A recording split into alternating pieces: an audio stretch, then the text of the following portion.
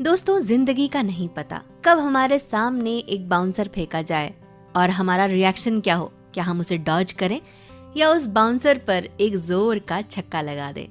जी हाँ, आप सुन रहे हैं 91.2 NIV छलदून और इस वक्त मैं विनीता थापा हूँ आपके साथ। आज के दिन यानी 8 मार्च को हम सेलिब्रेट कर रहे हैं इंटरनेशनल विमेंस डे। नारी ना हो तो संसार का चक्र ही खत्म हो जाए। हर रिश्ते की बैकबोन होती है महिलाएं, साथ ही साथ अपने सपनों को भी जीती है, देश दुनिया का नाम भी रोशन करती है। तो आज के दिन को सेलिब्रेट करने के लिए हमने बात की एक ऐसी सशक्त महिला से जिनके जीवन में इतने उतार चढ़ाव आए हैं कि हम सोच भी नहीं सकते, और उन सभी उतार चढ़ावों में उनके जीवन की नाव ने बहुत हिचकोले खाए हैं। लेकिन एक बात थी जिसने उन्हें टिकाए रखा इन सभी विपरीत परिस्थितियों में भी, वो थी उनकी विल पावर। मैंने टेलीफोन पर बात की नीरजा गोयल जी से, और उनके अचीवमेंट्स के बारे में जब मैंने सुना तो एक बार को मैं सोचने लगी कि हम सब क्या कर रहे हैं और ऐसी कौन सी चीज है जो नीरजा जी ने नहीं की है। वे नेशनल पैरा बैडमिंटन चैंपियनशिप में ब्रॉन्ज मेडलिस्ट रही हैं। नेशनल सिटिंग पैरा वॉलीबॉल में भी उन्हें मेडल मिले हैं। साथ ही शूटिंग और जेवलिन थ्रो जैसे खेलों में भी उन्हें मेडल मिले हैं। वे व्हील चेयर में होने के बावजूद स्पोर्ट्स में नेशनल और स्टेट लेवल में कई मेडल्स जीत चुकी हैं, और वो अपनी नीरजा देवभूमि चैरिटेबल ट्रस्ट के जरिए ढेर सारे सामाजिक कार्यों में अनवरत लगी रहती हैं। वे उत्तराखंड की बेटी बचाओ बेटी पढ़ाओ की ब्रांड एम्बेसडर हैं। साथ ही स्वच्छ गंगा अभियान की एक मेंबर हैं। अन्य अनेक सोशल कॉज को मजबूती प्रदान करने के लिए उन्होंने कई सारे व्हील चेयर मैराथन में हिस्सा लिया। उन्हें उत्तराखंड की दिव्यांग स्टेट फीमेल वाइस प्रेसिडेंट चुना गया। साथ ही साथ उन्हें तीलू रौतेली अवार्ड से भी 2019 में नवाजा गया। अन्य अवार्ड्स की हम बात करें तो दिव्यांग रत्न award Meerut, youth achievement award Dehradun, national excellence award Delhi, god gifted रत्न अवार्ड दिल्ली, नारी शक्ति अवार्ड, इन सभी सम्मानों से उन्हें नवाजा गया है। समाज में उनका नाम हुआ स्पेशली तब भी जब उन्होंने कोविड के दौरान, चाहे पहली लहर हो दूसरी लहर हो, अनवरत अपनी परवाह किए बगैर पेंडेमिक से परेशान हुए लोगों की मदद की। वो झुग्गी झोपड़ियों में रह रहे बच्चों की एजुकेशन का भी बीड़ा उठाती हैं। यह मैं कहते कहते थक जाऊंगी, पर उनके जो इतने सारे कार्यों की लिस्ट है ना, जो समाज के लिए वो करती हैं, वो खत्म नहीं होंगी। तो चलिए आज के खास दिन विमेंस डे पर सुनवाते हैं उनसे हुई बातचीत के कुछ अंश, और आई एम श्योर ये हम सभी के लिए बहुत इंस्पायरिंग साबित होने वाला है। मेरा जो जन्म हुआ था वो आपके 1980 में हुआ था, जी 30 फरवरी को। जी तब मैं 8 मंथ से मुझे पोलियो हो गया था, और धीरे धीरे घर में मतलब ये था कि, लेकिन जब मैं बड़ी हो रही थी तो अपने फादर जैसे मेरे थे तो मैं देखती थी काफी वो ड्रिंक वगैरह करते हैं, और जैसे आप जानते हैं जी जी मतलब घर का वातावरण क्या हो जी जाता है ड्रिंक करने जी के बाद, तो इस जी तरीके से सारी चीजें मैं देखती थी। और मेरा जब हुआ था तो मेरे पूरी बॉडी पे पैरालाइज था, जी मतलब 11 साल की थी जब मैं, जी जी और हमारे घर की कंडीशन काफी डाउन हो चुकी थी उस टाइम पे। मेरी जर्नी वहां से स्टार्ट हो जाती है कि मेरी मदर एक छोटी सी शॉप डालती हैं किसी से 10-15 हजार रुपए उधार लेके, और मेरी मदर की काफी तबीयत खराब चलती थी तो उन्हें हम सबकी सपोर्ट की जरूरत थी। वो अकेले ये सब चीज मैनेज नहीं कर पाते, वो अस्थमा के पेशेंट थे।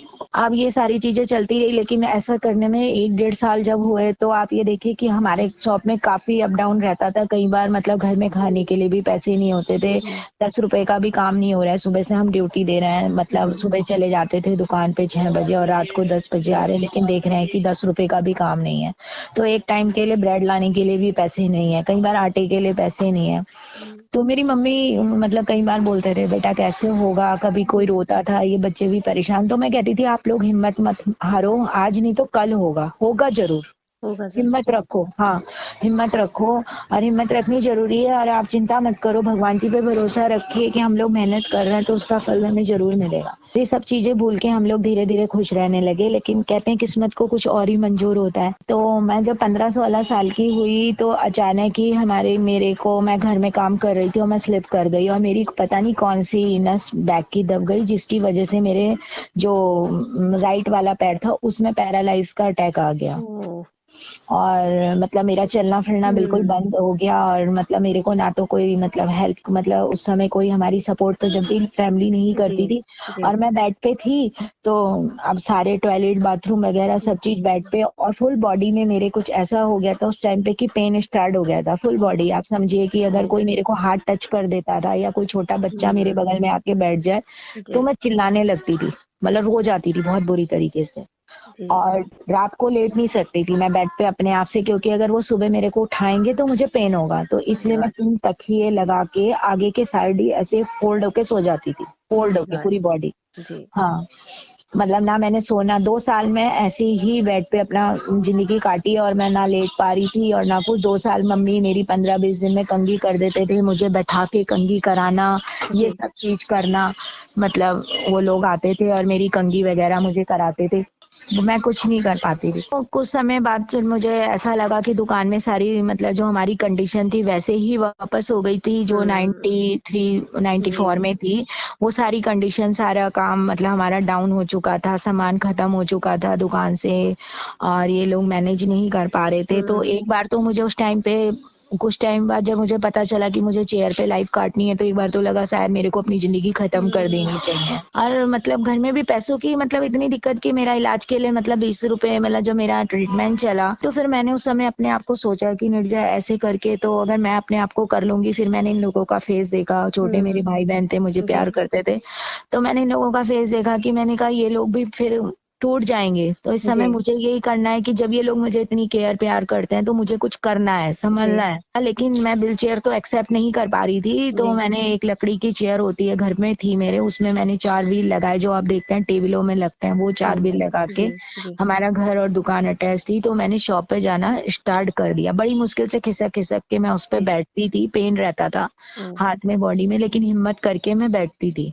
देखा कि धीरे धीरे मैंने शॉप हमारी ठीक होने लगी है। जी और बस ये था कि मैं घर से बाहर जाने में, क्योंकि व्हील चेयर मुझसे कम एक्सेप्ट हो रही थी, जी मतलब करती तो थी यूज, जी लेकिन घर में समाज में निकलने में मुझे बहुत झेप आती थी व्हील जी चेयर, जी क्योंकि मैंने ऐसा सोचा ही नहीं था कभी। तो मैंने घर में एक फिजियोथेरेपी वाले डॉक्टर लगाए, जी और वो मेरे को घर में कंटिन्यू फिजियोथेरेपी कराने आते थे। मैं चाहती थी कि थोड़ा और फिट हो जाऊं, जी तो उनसे बातचीत चलती रही। वो कराते थे मेरे को, पहले एक मैडम ने कराई, फिर भैया ने, फिर मेरी जी ऐसे चली। जी लेकिन कुछ टाइम बाद मेरी भैया से बात होती थी कि मैंने कहा भैया मैं प्रॉपर वे में ठीक हो पाऊंगी, मैं मतलब खड़ी हो पाऊंगी, तो जी वो मुझे बहुत प्यार से समझाते थे, नुजा मैं आपको, आप ठीक खड़े नहीं हो पाओगे, मैं झूठी दिलासा नहीं दूंगा, जी लेकिन जो फिजियोथेरेपी मैं आपको करा रहा हूँ उससे ये है कि आपका एक तो स्टेबल हो जाओगे, कंडीशन काफी ठीक हो जाएगी, और आपको ये कंटिन्यू करनी है बस। तो जी आप लेकिन सोचे कि लाइफ में खड़े हो जाओ तो खड़े नहीं हो हम्म पाओगे, क्योंकि मेरी बॉडी में क्रब वगैरह आ गया था बैक में ना, जी बैठे बैठे, क्योंकि मेरी पोजीशन होती है कि जब तक जी हम किसी की गाइडेंस नहीं लेते हैं जी तो बॉडी का मोमेंट अलग हो जाता है। तो जी वो सारी चीजें भैया ने मेरी ठीक कर दी थी और मेरे को बता दिया था कि आपको लाइफ टाइम कैसे एक्सरसाइज करनी है। अब जब मेरी फिजियोथेरेपी छूटी तो भैया ने मेरे लिए एक ग्रुप बनवाया। ओ एक मेरे फ्रेंड थे, हाँ, दिव्यांग ग्रुप जिसको कहते जी हैं, हैंडीकैप जी का। जी और वो ग्रुप बना मैम, तो उस ग्रुप के बनने के बाद उसमें 5-7 लोग आए फर्स्ट मीटिंग में, तो जी उसमें से 5 तो डिमोटिवेट थे, मतलब बिल्कुल ही उनको वो भी निराश थे काफी जी लाइफ से, उनके जी साथ भी काफी प्रॉब्लम्स थी। जी 2 उसमें ऐसे थे एक्टिव पर्सन थे। जी तो मैं उनसे मिली, उनको देखा वो गाड़ी वगैरह चलाते हैं, मतलब कपड़े पहनते हैं, भले ही हम्म मतलब वो अपनी फैमिली में काफी खुश है, मतलब जी उन्हें किसी चीज का कोई इशू नहीं है। तो मैंने कहा जब ये लोग कर सकते हैं और इन्हें भी लोग इज्जत हम्म देते हैं तो मुझे भी देंगे। अब उसके ठीक मेरे को पता चला उसी ग्रुप के कि हम मतलब हैंडीकैप लोग गाड़ी के लिए भी हम लोग गाड़ी भी चला सकते हैं। जी तो मैडम मैंने 15 से 20 दिन बाद जब मुझे पता चला, मैंने तुरंत जयपुर से मतलब मंगाया, अपने कोई हमने गाड़ी भी परचेज कर ली थी पहले, जी तो गाड़ी थी मेरे पास, मैंने उसे मॉडिफाई करा लिया। और 20 दिन लगे होंगे मुझे गाड़ी सीखने में। जिस बच्चे ने मतलब एक साइकिल भी नहीं सीखी और मैंने 20 दिन के अंदर वो गाड़ी चलाना सीख लिया। तो मेरा इतना कॉन्फिडेंस लेवल बढ़ गया कि मुझे खुद लगा कि मैं बहुत कुछ कर सकती हूँ। जी। बिल्कुल, मतलब सुबह से शॉप में टाइम नहीं लगता था, रात को 9 से 10 बजे मैं गाड़ी सीखने के लिए रात को चली जाती कमेंडेबल, थी। कमेंडेबल। और उस बीच में मैंने फिर गिटार सीखा, वाह! गिटार प्ले करना। और मैंने जो लड़की मतलब 10-5 लोगों के बीच में बैठ के बात ढंग से नहीं कर पाती थी, उसने 500 से लेके 700 लोगों के बीच में मैंने सॉन्ग प्ले किया वाव! गिटार पे। वाव! फिर मैंने स्विमिंग स्टार्ट की, वाव! फिर स्विमिंग करना स्टार्ट किया, स्विमिंग सीखी। और ये सारी चीज़ें मेरा एक अचीवमेंट होता जा रहा था और मैं बहुत जी, खुश थी कि मेरे को बहुत कुछ मतलब मैं कर पा जी, रही हूँ। लेकिन मेरा एक मोटिव कुछ और था कि जो मेरा लक्ष्य होता है ना, वो मुझे जी, अभी भी समझ नहीं आ रहा था। मेरे को जी, अचीवमेंट नई-नई चीज़ें करना, अचीवमेंट करना ये मुझे बहुत अच्छा लगता है। लेकिन जी, एक मेन होता है कि हमारा मेन एम होता है, वो जी। क्या है कि जिसमें हम पूरा फुल फ़ोकस कर दें। मेरे एक फ्रेंड थे वरुण जैन, उन्होंने एक यहाँ पे कैंप करवाया था, पैरा कैंप, जो पैरा गेम आते हैं हाँ बच्चों। जी, हाँ जी। तो उसके लिए फर्स्ट कैंप यहाँ पे हुआ था ऋषिकेश में, एक अच्छा, छोटा-सा, जिसमें 10-15 हम लोग हैंडीकैप लोग सारे इकट्ठा आए थे। अच्छा। हाँ, तो मेरे को बचपन से ही बैडमिंटन का बहुत शौक था। ओह! अच्छा। मेरी दोनों सिस्टर को, मुझे बहुत ही ज़्यादा बैडमिंटन का, लेकिन सब बच्चे खेलते थे तो मैं देखती रही कि मैं खेल नहीं सकती हूँ। जी, तो मेरी बस एक इच्छा रह जाती थी मन में, लेकिन कोई बात नहीं है। तो वो मुझे उसमें पता चला कि हम ऐसे-ऐसे जेवलिन थ्रो, शॉट पुट, ये सारी चीज़ें हम लोग खेल सकते हैं। जी, तो मेरे मन में बस एक धुन, उस दिन कैंप से जैसे ही मैं आई, मेरे को याद है 2017 की बात है, राखी से 1 दिन पहले वो कैंप हुआ था। जी, और मैं वहाँ से आई और मैंने 2 घंटे बाद ही, मतलब आते ही घर में, और जी। मैंने सीधा कहा मेरे को रैकेट और शटल लाके दे दो, जैसे वाह! भी है। मुझे उसका ना पता था डिज़ाइन क्या होता है, लेकिन जी, ला दो बस। जी। मेरे सर ने मुझे बताया है कि दीवार पे फॉल करना है, मतलब हाँ। फेंकना है, थ्रो करना है, जी, जी, और दीवार पे थ्रो करते-करते आपको प्रैक्टिस करनी है बस। जी, इतना मुझे कहा है बस सर ने, तो मुझे वही करना है, मुझे और कुछ नहीं करना है, मुझे पता नहीं। तो मैंने वही करना स्टार्ट कर दिया उसी दिन, उसी नाइट से ही। मतलब जी। मैंने ये भी नहीं सोचा कि मैं नेक्स्ट डे करूँगी। वाह! और मेरा कंटिन्यू वो बन गया, और ऐसे करके मेरे 10-15 दिन हो गए, मैं वॉल पे ही खेलती थी, तो मैं दोनों टाइम।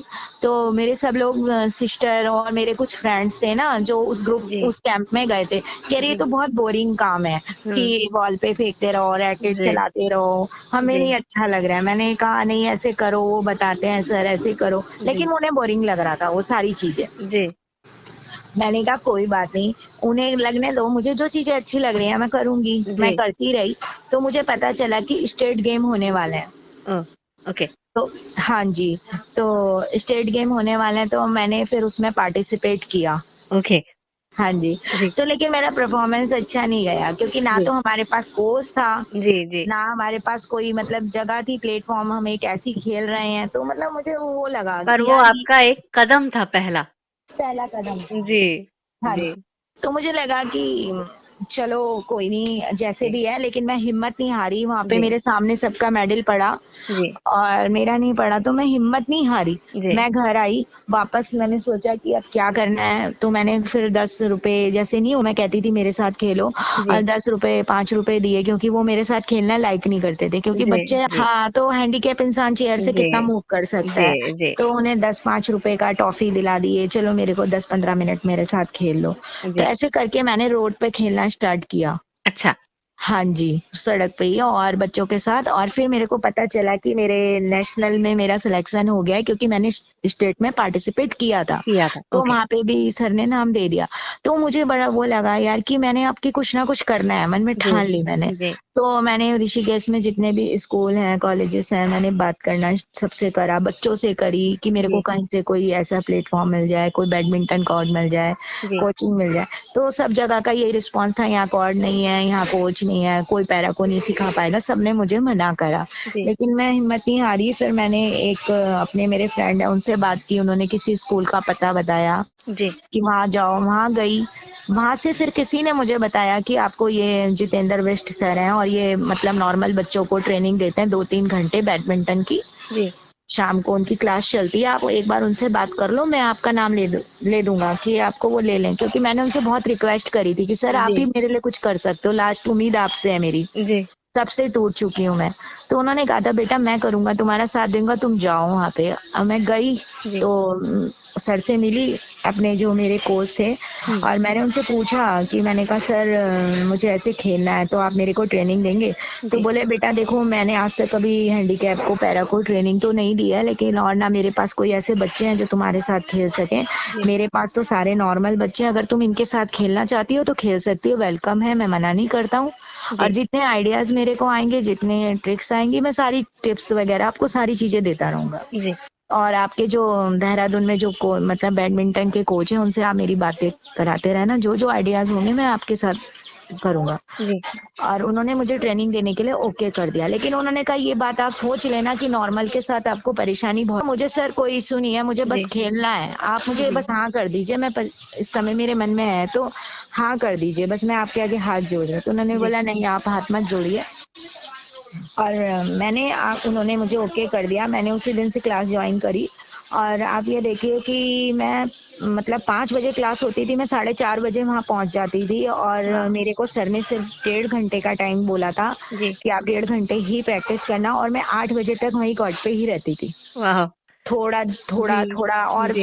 सर कहते थे नहीं आप थक गए हो, आपका चेहरा बिल्कुल रेड हो चुका है जी। एकदम, आपके फेस ना, आपका मतलब पसीने आ रहे हैं, आपके मतलब चक्कर जी। पानी सभी। तो वो मैं नहीं, मैं सर बस 15 मिनट और दे दो सर, 15-20 मिनट वाह। और बच्चे। फिर मैंने 15 दिन वहाँ पे मैंने प्रैक्टिस की थी, और मेरा नेशनल पे मेरा सिलेक्शन जो हुआ था, मैं नेशनल पे गई बनारस, जी। और वहाँ जाके मेरा 15 दिन में ब्रॉन्ज मेडल आ गया। वाह। वाह। कि जिसके पास चेयर ढंग की नहीं है, जी। कॉर्ड ढंग का नहीं है, जी। कॉर्ड में 3 मिनटेड कॉर्ड पे खेलती थी, जी। ना कोई मैट का ना वुड का, लेकिन मेरे को बस खेलना था, उस पे मैं जी। कई बार फॉल भी हुई, जी। लेकिन मैं डरी नहीं। मैं जब बनारस पहुंची तो जब मैं नेशनल खेलने के लिए, तो मेरे को वहाँ पे जो मेन हमारे कोच थे जी। बड़े, जी। गौरव खन्ना जी, तो मैं पहुंची, वो सबको स्पीच दे रहे थे कि बेटा आपको क्या क्या सामान लाना चाहिए नेशनल के लिए, क्या क्या करना चाहिए। तो जी। मेरे पास वो सारी चीजें नहीं थी, जी। ना मेरे पास चेयर थी बैडमिंटन की, जी। ना ढंग का रैकेट था।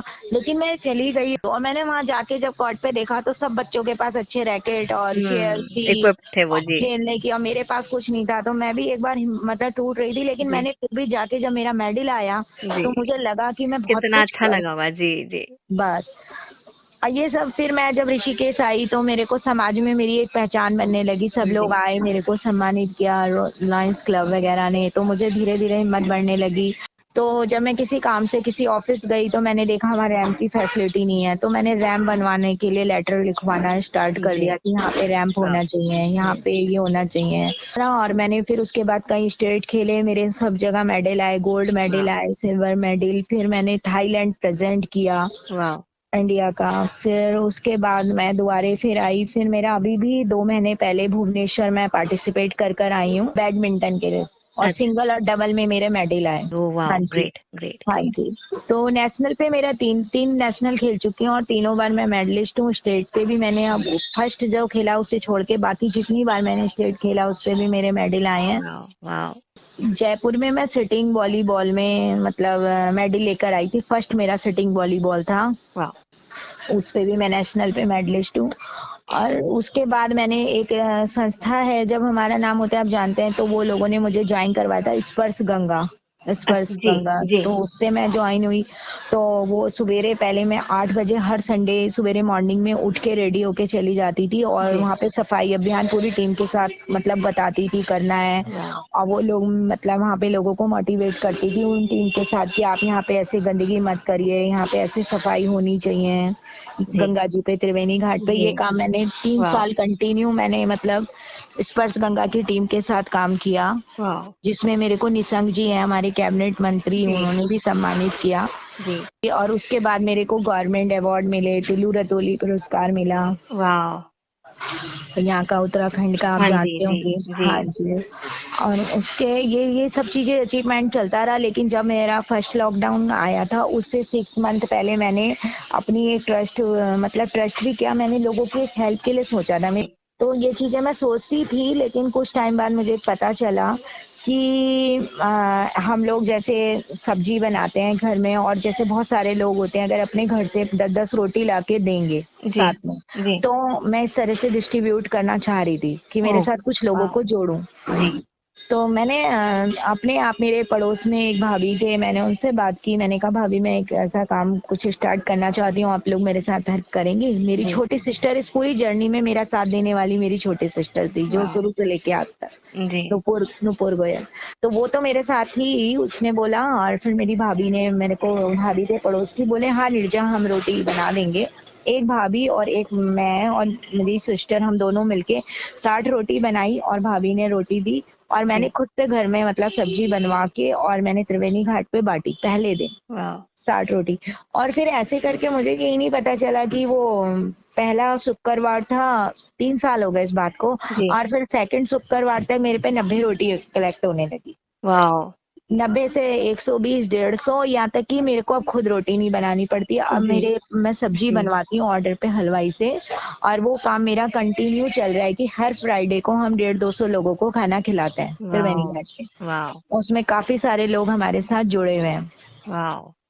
और ये मैंने 6 मंथ, तो आप ये देखिए ये काम जो रोटी वाला किया था, जैसे जो जी। डिस्ट्रीब्यूट करने वाला, तो 6 मंथ बाद ही मेरे पास, मैं गवर्नर हाउस किसी काम से गई थी, जी। मैम से मुझे मिलना था। तो मैम ने मुझे कहा कि निर्जा आप एक ट्रस्ट बनाओ। जी। खुद गवर्नर मैम ने, क्यों नहीं बना, मतलब मेरे साथ मीटिंग की और उन्होंने समझाया कि हम आपको सपोर्ट करेंगे कुछ टाइम बाद, जी। लेकिन आप एक ट्रस्ट बनाइए। और ओके। आपका नाम वाह। उत्तराखंड में हमने बहुत सुना है कि आप बहुत लोगों की हेल्प कर रहे हैं जी। और ये सब चीजें कर रहे हैं। तो मैंने मैम को, क्योंकि मैंने आपको बताना भूल गई बीच में, मैंने 10 किलोमीटर की मैराथन पुलिस लाइन में देहरादून की थी ड्रग्स के अकॉर्डिंग, वाह। वाह। जिसमें 20,000 लोग नॉर्मल थे आप पार्टिसिपेट। आपको जरा टोकूंगी, आप मुझे ये बताइए आपने क्या नहीं किया है? मतलब इतना कुछ, इतनी छोटी सी उम्र में इतना इतना अचीवमेंट, मतलब मैं क्या बोलूं कि मतलब हम लोग तो यही सोचते हैं कि हम लोग कर क्या रहे हैं अपनी लाइफ में ना, ये ख्याल आ रहा है अपने दिमाग में। My God. मैंने कहा ना मुझे बहुत अच्छा लगता है, जी। मतलब जैसे आप बताएंगे, मैंने उस बीच में जब लॉकडाउन से पहले 1 साल के अंदर 3-4 बार मैराथन की, कभी पुलिस लाइन में जाके जी। 10 किलोमीटर जी। मैराथन करना, गंगा इस पर सफाई को लेके माय गॉड। मैराथन करना, लेडीज के लिए जो मतलब लोग अत्याचार करते हैं उसको लेके ऋषिकेश में, जी। हर लोग नॉर्मल लोग उसमें पार्टिसिपेट करते थे। और मैं खुद कहती थी कि मेरे को भी इसमें पार्टिसिपेट, तो वो कहते थे आप चेयर से कैसे करोगे, जी। कि आप थक जाओगे। मैं कहती थी मुझे कोई मतलब नहीं, आप पार्टिसिपेट करो, ठीक है, आप वाह। 1 घंटे में करेंगे, मैं 2 घंटे में करूंगी, आप बस मुझे पार्टिसिपेट करने दो, मुझे जी। फर्स्ट सेकंड से कोई मैटर नहीं जी। करता। अशोक कुमार जी डीजी आए हैं हमारे यहाँ के, जी। उत्तराखंड पुलिस, उन्होंने जी। मुझे खुद सम्मानित किया। वाह। तो अब लॉकडाउन का टाइम था, मेरा रोटी वाला काम तो कंटिन्यू चल ही रहा था, जी। मतलब जो मैं डिस्ट्रीब्यूट वगैरह करती थी वो कंटिन्यू था, बल्कि वो मैं जो हफ्ते में कर रही थी वीकली, लॉकडाउन से पहले वो डेली में हो गया था। जी। जी। जी। तो डेली हमारे साथ कोई ऐसे पर्सन जुड़े थे जो डेली चाहते थे खाना बांटो, तो वो मुझे सहयोग करते थे, बेटा आप बांटो, मैं आपका इसमें आपको हेल्प करूंगा। जी। तो मैं करती थी। लेकिन लॉकडाउन लगा तो अब मेरे पास सिर्फ उस दिन, जब फर्स्ट लॉकडाउन हुआ तो मेरे पास उस दिन 2 या 3 हजार रुपए रखे हुए थे हुँ। डोनेशन वाले। जी। और मैं ये सोच रही थी उस समय बैठी हुई कि जिन लोगों को मैं डेली खाना खिला रही थी अभी 2-3 मंथ से, जी। और वो आज लॉकडाउन एकदम ऐसा लगा था, आपने देखा था कि जी। जैसे जी। ब्लैक ब्लैक हो बिल्कुल। जाती है सब चीज। तो जी। जी। मैंने कहा वो लोग भूखे होंगे, क्योंकि वो हुँ। लोग प्रिपेयर नहीं हुए, वो तो सही हमारे बात है। जैसे लोगों पे ही डिपेंड रहते हैं जी। त्रिवेणी घाट पे। जी। तो अब मेरे दिमाग में कुछ चीजें नहीं आ रही, अब मैं सोच रही हूँ 2 दिन हो गए, मैं करूँ तो क्या करूँ। तो मेरे से रहा नहीं गया, मैंने कहा डेली का मैं खाना खिला रही हूँ, आज उन्हें ऐसे छोड़ दूं तो मुझसे होगा नहीं, ये नहीं पॉसिबल होगा। नहीं है। जी। तो मैंने, आपको बताती हूँ, बंद बंद मंगाए, अच्छा। उसके बंद और कुछ बिस्किट्स जी। मंगाए, जी। और वो 1000-1200 में आए होंगे। तो मैंने उनसे बात की बंद वाले भैया से, तो उन्हें जब ये बात पता चली तो उन्होंने कहा बेटा आप कोई बात नहीं, ये बंद मैं आपको अपनी तरफ से ही कर दे रहा हूँ, वाह! वाह! उन्होंने ये कहा। जी। मैंने बन लिए बिस्किट लिए, पैकेट्स बनाए यहाँ पे जी। बहुत सारे। और मेरे को ये मालूम था कि जिस रास्ते से मैं खाना बांटने जाती थी वहाँ छोटा सा थाना था, जी। कोतवाली, जी। पुलिस खड़ी थी, बैरियर लगे थे, मैं वहां से जी। नहीं जा सकती थी। जी। तो मैंने बैक वाला रास्ता था जहाँ पे 20-25 वाह! सीढ़ी ऊंची हाइट, वाह! और वाह! एकदम जी। खड़ी सीढ़ी, इनका लड़का था, वो कैसे कैसे गाड़ी घुमा के लाया, छोटी जी। मेरी सिस्टर और एक मैं पैकेट पैक किए। जी। और हमने जाके पीछे वाली सीढ़ी से बैग में भरने के बाद हम खाना देने उन्हें छुप के गए हॉल में। अमेज़िंग! अमेजिंग। तो हमने ऐसे करके 2-3 दिन तो हमने मतलब वो चीजें डिस्ट्रीब्यूट की। जी लेकिन तीसरी बार वो चीजें आप जानते हैं कि सोशल मीडिया के माध्यम से कुछ जी चीजें छुपती नहीं है। जी, अब वो इतनी ज्यादा वो हो वायरल गई, हो गई। वायरल हो गई कि जी मीडिया उनको अभी भी दे रही है, और फिर जी पुलिस वालों का पता चल गया। पुलिस वाले मुझे जानते ही थे सारे, तो वो जी, मुझे ऐसे जानते थे, तो उन लोगों ने फिर मेरे को आके कहा कि बेटा आप जो कर रहे हो करो, आपको कोई प्रॉब्लम नहीं आएगी। मुझे उस दिन से वाह फ्री फ्री मतलब वाह हर चीज हो गई थी कि मैं रोड पे गाड़ी चला रही हूँ 12-1 वाह बजे तक, कुछ भी वाह काम कर सकती हूँ। उन्हें वाह, पता था ये लॉकडाउन में घूम नहीं रही है, लोगों की हेल्प कर रही हेल्प है। कर रही हैं। जी जी जी और मैम आप बस मेरी वो शुरुआत थी लोगों को खाना देना। धीरे धीरे मेरे पास ऐसे लोगों ने, कोई मेरे पास आता चावल के कट्टे रखा जा रहा है, कोई आ वाह रहा है 4 आटे रखा जा रहा है, 4 वाह, आटे के कट्टे। और मैंने वो हजार, आप सोचिए 2,000 रुपए का काम था, लेकिन मेरे पास 2,000 रुपए थे। और पूरे 3 महीने के लॉकडाउन में मैंने 2.5 से 3 लाख तक का काम किया। वाह वाह। और मेरा फर्स्ट ट्रस्ट, मतलब आप ये देखिए मेरा ट्रस्ट उसी समय रजिस्टर्ड हुआ। मेरा कोई ऐसा जी नाम फेम नहीं था। जी सिर्फ लोग मेरे पे इतना विश्वास कर रहे थे जी कि ये लड़की जाके इस कोरोना के टाइम पे ही लोगों की हेल्प कर रही है। जी और मैं कंटिन्यू, आप ये देखिए कि मैं हेल्प करती चली गई। और मेरे पास जितने फोन आते थे ना, मैं टचवुड आज भी कहती हूँ कि मैंने किसी को शायद मना किया हो, कभी नहीं वाह। किया। फिर उसी बीच में कुछ लोग ऑक्सीमीटर या ऑक्सीमीटर की डिमांड आने लगी। मेरे से ऑक्सीमीटर का थोड़ा बहुत काम हो, ऑक्सीमीटर दिए। जितनी मैं आपकी बातें सुन रही हूँ ना, आपको ऐसा लगता है कि एक कदम आप बढ़ाती हैं पूरी एडवर्स परिस्थितियों के खिलाफ, उनसे लड़के एक कदम आप बढ़ाती है ना, तो ईश्वर आपकी तरफ 10 कदम आगे बढ़ा देते हैं कि हाँ, भाई हाँ जी। तूने मतलब एक हिम्मत उठली है, इतने इतना जज्बे के साथ तूने ये कदम उठाया है ना, चल मैं तेरी हेल्प के लिए 10 कदम मैं बढ़ाता, तो मुझे बहुत इंस्पायरिंग ये है। भगवान जी ने मुझे इसी काम के लिए चुना है, तो मैं इस जी काम को नहीं रोकूंगी। जी चाहे मेरे से कोई दुनिया में कोई नाराज भी हो रहा है कि जी निर्जा को टाइम नहीं रह गया है, निर्जा नहीं टाइम दे पा रही है। जी बहुत सारे लोग मेरे से इस बात पे, कुछ लोग अपने, लेकिन मुझे चुना ही भगवान ने उसी काम के लिए। जी, तो बस मैंने फिर वो अपना मंजिल, मेरी मंजिल यही है मैम कि मैं लोगों की जितना मेरे से बहुत अच्छी, पॉसिबल है, जब तक बहुत मेरा अच्छी। स्टेमिना है, भगवान जी हिम्मत दे रहे हैं, जी मैं हेल्प लोगों की करती रहूंगी और सच्चे दिल से हेल्प करूंगी। कभी मेरा उसमें एक इनकम सोर्स का साधन नहीं रहेगा। चाहे दुनिया में बहुत ट्रस्ट बहुत लोग करते हैं, मेरे को परमात्मा ने इतना दिया हुआ है कि मुझे जी किसी की नीड नहीं है कि मुझे, लेकिन मुझे लोगों की हेल्प करने की जो इच्छा है वो मेरी कभी जी, कम नहीं होगी। कभी कम नहीं होगी। और वाक़ई बस। मुझे, मैं जब की जर्नी सुन रही हूँ ना पूरी, तो एक ये बात हमेशा बहुत सारे आपकी जो लाइफ के स्टेप्स बाय स्टेप जो जर्नी आती गई है, जो पड़ाव आते गए हैं, आप एक सेट कर रहे हैं कि एक तो क्या है, डिलिजेंटली किसी बात को ठान लेना, एक तो ठान लेना, है ना? उस पे पहला कदम उठाना और उस पे कंटिन्यूटी बरकरार रखना, वो चाहे कितनी भी बोरियत वाला हो, चाहे कुछ भी हो। वो चीज़ें मुझे इतनी इंस्पायरिंग लग रही हैं आपकी कि मतलब आप जो सोचती हैं उस पे एक कदम ज़रूर उठाती हैं। ये नहीं कि बस सोच के कल करेंगे या परसों करेंगे पे टालते नहीं हैं। आप उसको बिल्कुल कदम उठाती हैं, प्लस उस पे मेहनत करती हैं, प्लस चाहे वो जितना थकाने वाला हो, चाहे कुछ हो, एक लक्ष्य आपके आँखों के सामने रहता है। आप जब तक वहाँ नहीं पहुँचते, आप रुकते नहीं हैं। तो इतना कमेंडेबल है, और आज ये वुमेन्स डे के दिन में आपसे बड़ा उदाहरण कोई हो ही नहीं सकता, कसम से। Thank you ma'am. बस मेरे को तो यही है कि मैं किसी के लिए, अगर मेरी स्टोरी से मेरा यही रहता है जी, शेयर करने का कि कोई इंस्पायर होके वो भी आगे मेरे जैसा कुछ कर सके, वाह! तो मुझे लगेगा थोड़ा भी कर पाएगा तो मैं सोचती हूँ कि मेरा सफल हो जाएगा इतना। एक वुमेन्स डे के ऊपर आप कुछ आप कहना चाहें सभी महिलाओं के लिए स्पेशली, प्लीज। मैं बस यही वुमेन्स डे के दिन दूंगी कि मैं बेटी बचाओ बेटी पढ़ाओ की ब्रांड एम्बेसडर हूँ उत्तराखंड से। हाँ जी, मैं बस आज यही कहूंगी कि जो भी लोग बेटियों को कम समझते हैं जी या बेटियों के साथ साथ कोई समझते हैं कि अगर उनके शारीरिक कोई जी प्रॉब्लम आ गई है जी कि वो किसी लायक नहीं है, तो वो कभी भी नहीं समझना चाहिए उन्हें। अगर वो हर क्षेत्र में जिसमें भी अपना लक्ष्य ठानेंगी कि जी हमें ये करना है, तो बेटियां बेटों से ज्यादा आगे हैं। जी जी, बिल्कुल और बिल्कुल। बेटियों को हमें आगे हमेशा प्रोत्साहन देना चाहिए और उन्हें आगे बढ़ाना चाहिए। कभी भी उन्हें ये लेके कि वो शादी कर लें या उतने ही लेवल तक रहें, तो उन्हें इस तरीके से कभी भी डिमोटिवेट नहीं करना चाहिए। Thank you so much, thank you so much. आपकी इतनी वैल्यूएबल बातें आज हमें सुनने को मिली ना, हमारा ही रेडियो चैनल बहुत सौभाग्यशाली है। नीरजा जी मैम, मैं thank you. Thank you ma'am. तो दोस्तों, सुना आपने, कठिनाइयों के सामने, एडवर्सिटी के सामने घुटने टेक देना बहुत आसान है। मैं नहीं कर पाऊंगी, अब लाइफ में कुछ नहीं रह गया है, ये कहना भी बहुत आसान है।